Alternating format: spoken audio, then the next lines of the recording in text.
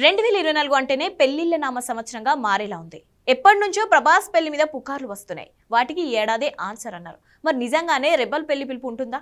విజయ్ రష్మిక కలిసి ఈ ఏడాదిలో రూమర్స్ కి బిగ్ బ్రేక్ వేస్తున్నారు. అది నిజంగానే జరుగుతుందా? ఇలా లెక్కలిస్తే అరడజన్ పెళ్లి కాని ప్రసాదులు ఈ ఏడాది ఓ ఇంటి వాళ్ళయ్యేందుకు రెడీ అవుతున్నారు. అందులో నిజమెంత? 7 అడుగులకి ఎవరి దూరం ఇంకెంత? Take a look.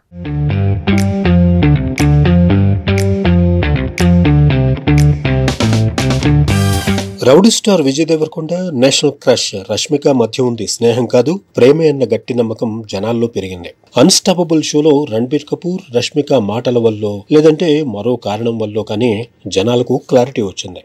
కాకపోతే ఈ ఇద్దరి పెళ్ళెప్పుడనేది తేలాలి.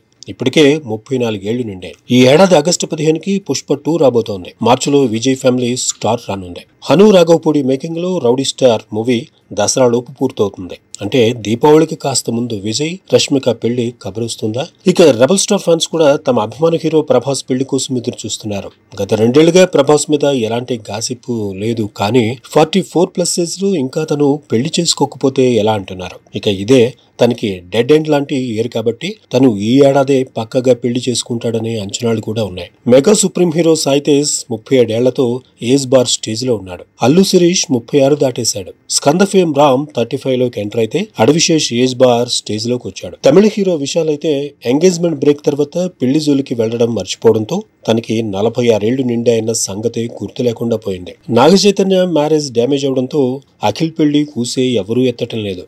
కానీ ఈ పెళ్లి కాని ప్రసాద్ లిస్ట్ లో విజయ్, అడవిశేషు, అల్లు సురేష్, సాయి తేజ్, వైష్ణవ్ తేజ్, అఖిల్ పెళ్లి కబురు మాత్రం ఈ ఏడాది వచ్చేలా ఉంది.